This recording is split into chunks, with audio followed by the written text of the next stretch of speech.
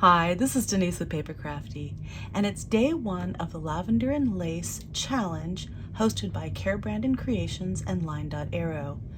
Today we're using the collaboration kits made by each of these designers, and today's challenge was to create an envelope folio. Okay, so this is what I came up with. So this is a work in progress, but I did want to say up front that if you are interested in a video tutorial demonstrating how I made this particular folio, I'm happy to do that. Leave a comment in the description box below and let me know. If I get 10 people that say they would like to see a tutorial on this, I'll go ahead and make one. It's basically going to involve me recreating this because I didn't film the process, and I realized that, you know, I was experimenting as I went along, so, you know, I didn't want to bring you through all of that. It was a bit much. But I did want to point out a couple things before I go through and show you what I did here. And that is that, you know, these are the kits that we were working with, Brandon Creations and Line.Arrow's kit. And I really wanted to pick some envelopes, you know, that would make it easy for me to blend with this. I didn't want to just use plain white for everything. I really liked, Nathalie has quite a bit of browns in hers, so I thought this craft looked really nice. So I used two craft envelopes like this, and these are really nice because they're really, really sturdy and make great bases. So I used two of those. I used two of a slightly smaller size in the craft envelope. And then as I was going through my stash, I found this, which looks like a hot mess, but it was a deep discount kit, and it's like for wedding invitations that I found at Michael's a few years ago. And if you saw this on the shelf, you'd be like, oh, count me out. No, thank you. But it's absolutely lovely, and the colors are just gorgeous. So these are the envelopes, and I think I used 5 of these in the kit, and this is what the invitation is supposed to be like. You know, so it has this card, it has you know, this really beautiful vellum overlay and these little burlap kind of strings. So I thought those were really cool, and I'm going to definitely be using these in this project. So I just wanted to point that out, so you know, you can keep an eye out for things like that. You know, if you're shopping and looking for stuff, things like those really come in handy.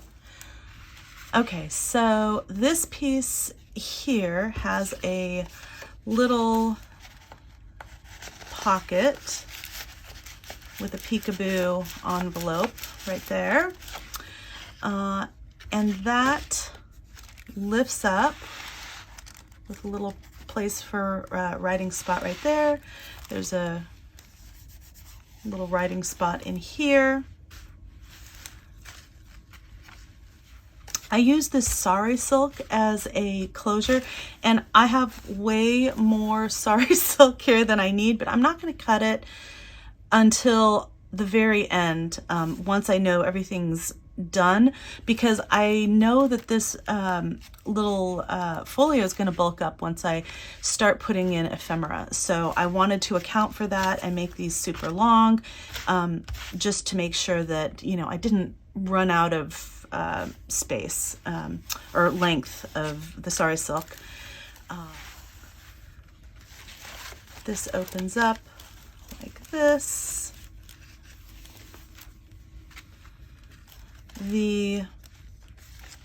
This little flap right here is pretty much just decorative. You could do some journaling in here if you'd like.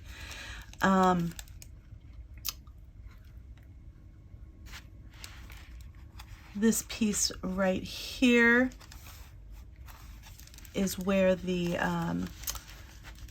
closure is attached, and that runs along the back, and I'll show you the back afterwards.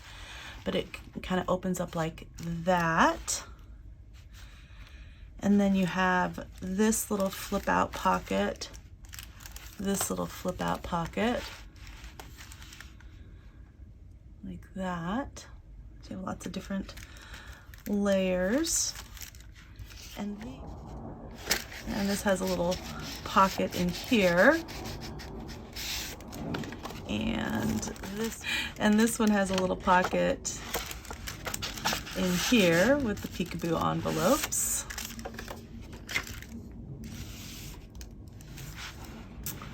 Okay, this opens out like that.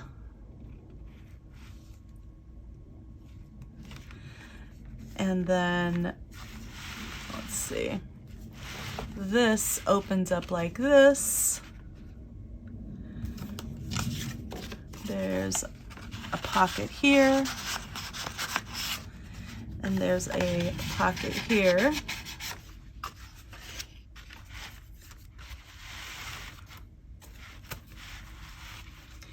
And then there's a pocket, a large pocket here. And this opens out like this. Gotta get this as much in frame as I can. And then I'm gonna put a little string here, keep these closed. This flips up. And this flips down. Oy, it's hard to get all that in frame. That flips down. And both of these have pockets. Oy, right there. Okay.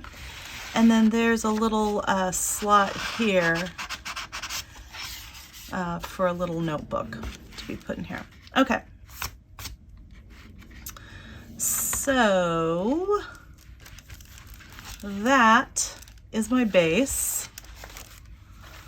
I'm going to tie it back up.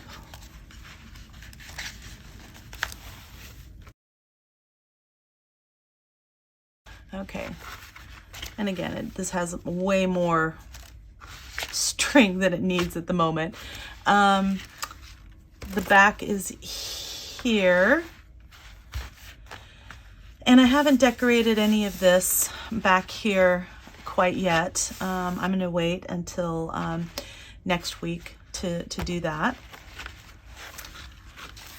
And I may need to put like a little, maybe a Velcro dot here to keep this down so it doesn't flop up like it just did when I turned it over. But you know, it's a work in progress. So this is about 9 inches tall and about 10 inches wide. And I made it this wide because I had planned on putting a spine in here. And I still may end up doing that. I have these prepped. They'd have to go in a couple places because of the way it's configured. But right now, what I want to do is go ahead and create the ephemera, the stuff that's going to go inside, and then that'll allow me to figure out how whether those are necessary or not. So you know, I'm reserving the right to put some spines in if I need to, but at this point I don't feel like it's necessary the way it is. So we'll see, you know, how it evolves. But it is a work in progress. So I hope that you play along. I'll have a link in the description box below with a video that gives you all of the details for this challenge. And I hope you play along. It is a lot of fun. These kits are absolutely gorgeous. Kara and Nathalie really, you know, blew this out of the water. They did a beautiful job. So again, if you'd like to see a video tutorial on how I made this particular version of an envelope folio, well, please leave me a comment in the description box below and like this video, and I will, if I get 10 people that say they want to see a tutorial, I'll make a tutorial on how I did this. So Thank you so much for joining me today. I hope you enjoyed this folio, this envelope folio, and today's video. If you did, please give it a thumbs up. And if you'd like to see more content like this in the future, please subscribe to my channel. Again, this is Denise with PaperKraftD, and craft on.